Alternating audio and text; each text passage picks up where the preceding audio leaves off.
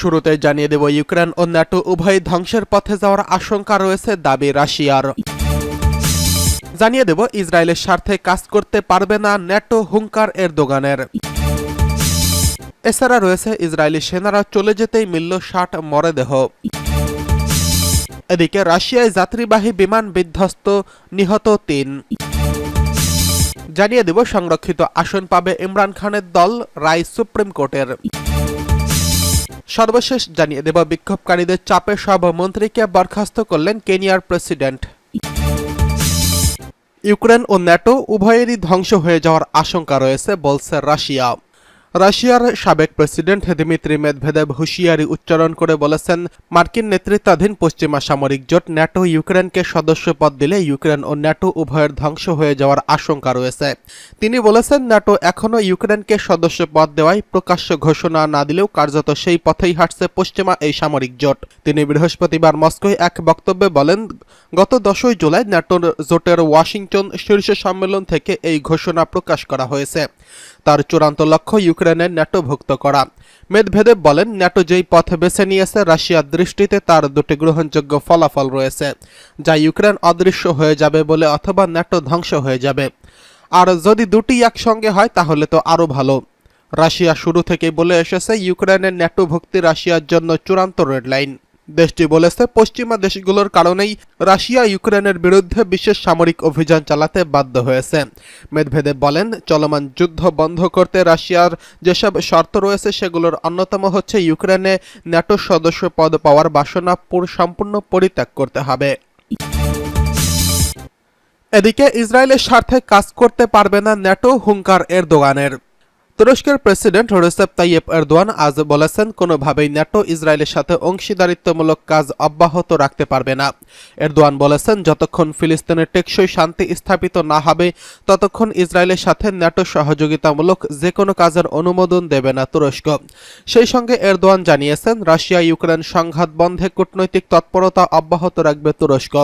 Erdogan আরও জানিয়েছেন, তুরস্কের পররাষ্ট্রমন্ত্রী হাকান ফিদান সিরিয়ার প্রেসিডেন্ট বাশার আল আসাদের সঙ্গে দেখা করবেন। সেখানেই শুরু হবে সিরিয়ার সঙ্গে সম্পর্ক পুনঃস্থাপনের আলাপ। এরদোয়ান আরও জানিয়েছিলেন, যে কোনো সময় সিরিয়ার সাথে সম্পর্ক পুনঃস্থাপনের আলাপ দুয়ার খোলা রয়েছে, সেই হিসেবেই আসাদকে নিমন্ত্রণ করা হবে।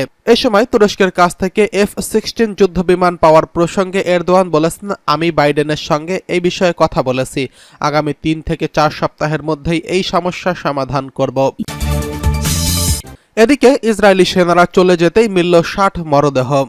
গাজা সিটিতে এক সপ্তাহব্যাপী অভিযানের পর সেখান থেকে সেনা প্রত্যাহার করেছে ইসরায়েল। ইসরায়েলি সেনাদের তাণ্ডবে সেখানকার রাস্তাঘাট, বাড়িঘর সব ধ্বংসস্তূপে পরিণত হয়েছে। নিহত হয়েছে বহু ফিলিস্তিনি। স্থানীয় সময় সকালে ইসরায়েলি সেনারা গাজা সিটি থেকে সরে যায়। তারপর তাল আল হাওয়া এলাকায় এখন পর্যন্ত ৬০টি মৃতদেহ উদ্ধার করা হয়েছে বলে জানিয়েছে গাজা সিভিল ডিফেন্সের মুখপাত্র মাহমুদ। ধ্বংসস্তূপের নিচে আরও বহু মানুষের মৃতদেহ চাপা পড়ে থাকতে পারে বলে আশঙ্কা প্রকাশ করেন তিনি। মাহমুদ বলেন, রাস্তায় লাশ ছড়িয়ে ছিটিয়ে আছে, দেহ ছিন্ন ভিন্ন হয়ে পড়ে আছে। পুরো একটি পরিবারের সদস্যদের লাশ আছে। একটি বাড়ির ভেতরে পুরো একটি পরিবারের সবার পুড়ে যাওয়া লাশ আছে। স্থানীয় অধিবাসী ও উদ্ধারকর্মীরা বলেছেন, কিছু এলাকা থেকে ইসরায়েলের ট্যাঙ্ক সরে গেলেও উঁচু কয়েকটি স্থানে স্নাইপার এবং ট্যাঙ্ক এখনও রয়েছে। সেখান থেকে ফিরে আসার চেষ্টা করা বাসিন্দাদের সতর্ক করা হচ্ছে। ইসরায়েলি সেনাদের তৎপরতার কারণে উদ্ধার অভিযান ব্যাহত হচ্ছে। ইসরায়েলের বিমান হামলায় খান ইউনুসের কাছে যুক্তরাজ্যের মানবিক ত্রাণ সংগঠন আল খায়ের ফাউন্ডেশনের ৪ কর্মী নিহত হয়েছে। প্রসঙ্গত, গাজায় যুদ্ধবিরতি ও জিম্মি মুক্তি নিয়ে মধ্যস্থকারীদের আলোচনার মধ্যেই ইসরায়েল গাজা সিটিতে এই ভয়াবহ অভিযান চালালো। গত বছর ৭ই অক্টোবর দক্ষিণ ইসরায়েলে ঢুকে ফিলিস্তিনের সশস্ত্র মুক্তিকামী সশস্ত্র গোষ্ঠী হামাসের হামলার জবাবে প্রায় ১০ মাস ধরে গাজায় হামলা চালিয়ে আসছে। এদিকে রাশিয়ায় যাত্রীবাহী বিমান বিধ্বস্ত। রাশিয়ার একটি যাত্রীবাহী বিমান বিধ্বস্ত হয়েছে। শুক্রবার রাজধানীর মস্কো ৬০ কিলোমিটার দূরে বিমানটি বিধ্বস্ত হয়। বিমানটি শুধুমাত্র ৩ জন পাইলট ছিলেন। দুর্ঘটনায় তারা সবাই নিহত হয়েছেন। জানা গেছে, রাশিয়ার তৈরি সুপারজেট 100 নামে এই বিমানটি 87 থেকে 89 জন যাত্রী বহন করতে পারে। তবে দুর্ঘটনা কবলিত বিমানটিতে কোনো সাধারণ যাত্রী ছিলেন না। বিমানটিতে পূর্ব নির্ধারিত কিছু মেরামতের কাজ করা হয়। এরপর এটি আজ পরীক্ষামূলক ফ্লাইট পরিচালনা করতে উড্ডয়ন হয়। আকাশে উড়াল দেওয়ার মাত্র 1 ঘন্টার কিছু সময় পর এটি একটি বনাঞ্চলে বিধ্বস্ত হয়। ওই সময় বিমানটি ভোকোডো বিমানবন্দরে যাচ্ছিল।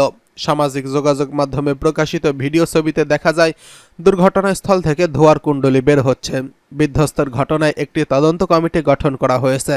তারা তদন্ত করে প্রকৃত কারণ জানাবে। এদিকে সংরক্ষিত আসন পাবে ইমরান খানের দল, রায় সুপ্রিম কোর্টের।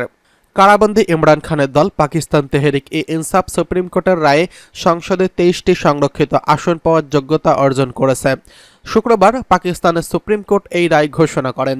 চলতি বছরের 8ই ফেব্রুয়ারি অনুষ্ঠিত নির্বাচনে পিটিআই সমর্থিত প্রার্থীরা স্বতন্ত্র হিসেবে প্রতিদ্বন্দ্বিতা করেন, কারণ দল হিসেবে পিটিআইকে নির্বাচন করতে দেওয়া হয়নি। নির্বাচনে পিটিআই সমর্থিতরা সবচেয়ে বেশি আসনে জয়ী হলেও নির্বাচন কমিশন ঘোষণা দেয় সংসদে 70টি সংরক্ষিত আসন পিটিআই পাবে না। নির্বাচন কমিশন এই আসনগুলো ক্ষমতাসীন জোট সরকারের দলগুলোকে প্রদান করে। তবে শুক্রবার সুপ্রিম কোর্টের প্রধান বিচারপতি নেতৃত্বাধীন 13 সদস্যের বেঞ্চে 8 বিচারপতি পিটিআইয়ের পক্ষে 5 জন বিপক্ষে রায় দেন। রায়ে বলা হয়েছে পিটিআইয়ের রাজনৈতিক দল হিসেবে সংরক্ষিত আসন পাওয়ার অধিকারী। পাকিস্তানের আইনমন্ত্রী আজম নাজিদ তারা সাংবাদিককে বলেন, পিটিআইয়ের 23টি সংরক্ষিত আসন দেওয়া হলেও সংসদে তাদের সংখ্যাগরিষ্ঠতা পরিবর্তিত হবে না। পাকিস্তানের সংসদের নিম্নকক্ষ 336টি আসনের মধ্যে শেহবাজ শরীফের জোট সরকারে এখনও 200টিরও বেশি আসন রয়েছে। দেশটির সংবিধান অনুযায়ী সংসদে 70টি সংরক্ষিত আসন থাকবে, যার মধ্যে 60টি নারী এবং 10টি অমুসলিমদের জন্য বরাদ্দ। Pakistan institute of legislative development and transparency think ট্যাঙ্কের প্রেসিডেন্ট আহমেদ বিলাল মেহবুব বার্তা সংস্থা রয়টার্সকে জানান, শাহবাজের জোট সরকার সংসদে 2/3 সংখ্যাগরিষ্ঠতা আশা করছিল, কিন্তু সুপ্রিম কোর্টের রায়ের ফলে তাদের এই আশা ভঙ্গ করা হয়েছে। পাকিস্তানের সংবাদ মাধ্যম জানিয়েছে, এই রায়ের ফলে পিটিআই সংসদে ফিরে আসতে পারছে। আদালত ঘোষণা দিয়েছে পিটিআই এখনও রাজনৈতিক দল হিসেবে বিদ্যমান, যদিও তাদের নিজস্ব প্রতীক নিয়ে নির্বাচন করতে দেওয়া হয়নি। তারা সংরক্ষিত আসন পাবে। এদিকে বিক্ষোভকারীদের চাপে সব মন্ত্রীকে বরখাস্ত করলেন কেনিয়ার প্রেসিডেন্ট। দুর্নীতি ও ট্যাক্স বৃদ্ধির প্রতিবাদে সহিংস আন্দোলনে ছড়িয়ে পড়েছে কেনিয়ায়। এতে বিক্ষোভকারীদের চাপে কেনিয়ার সব মন্ত্রী ও অ্যাটর্নি জেনারেলকে বরখাস্ত করলেন দেশটির প্রেসিডেন্ট উইলিয়াম রুটো। তিনি বলেন, কেনিয়াদের কথা শোনা এবং আমার মন্ত্রিসভার সামগ্রিক মূল্যায়নপত্রের পর এই পদক্ষেপ নেওয়া হয়েছে। কেনিয়ার প্রেসিডেন্ট আরও বলেন, আমি এখন সবার মতামতের ভিত্তিতে সরকার গঠনের জন্য ব্যাপকভাবে সবার পরামর্শ নেব। এক প্রতিবেদনে এই খবর জানিয়েছেন ব্রিটিশ সংবাদ মাধ্যম বিবিসি। রুটো বলেন, সরকারি কার্যক্রম নিরবিচ্ছিন্নভাবে ঊর্ধ্বতন বেসামরিক কর্মচারীদের তত্ত্বাবধানে চলবে। সেই সঙ্গে প্রেসিডেন্ট জানিয়ে দেন, এটি নতুন সরকার বিভিন্ন সেক্টর, রাজনৈতিক নেতা এবং কেনিয়াদের সঙ্গে সরকারি ও ব্যক্তিগত উভয় ক্ষেত্রেই পরামর্শ নিয়ে কাজ করবে। এদিকে মন্ত্রিসভা ভেঙে দেওয়া হলেও ডেপুটি প্রেসিডেন্টের কার্যালয় এই সিদ্ধান্ত প্রভাবিত হচ্ছে না, কারণ তিনি আইনগত বরখাস্ত হতে পারেন না। সেই সঙ্গে মন্ত্রী পরিষদ সচিবও তার দায়িত্বে বহাল থাকবেন, যিনি পররাষ্ট্রমন্ত্রী।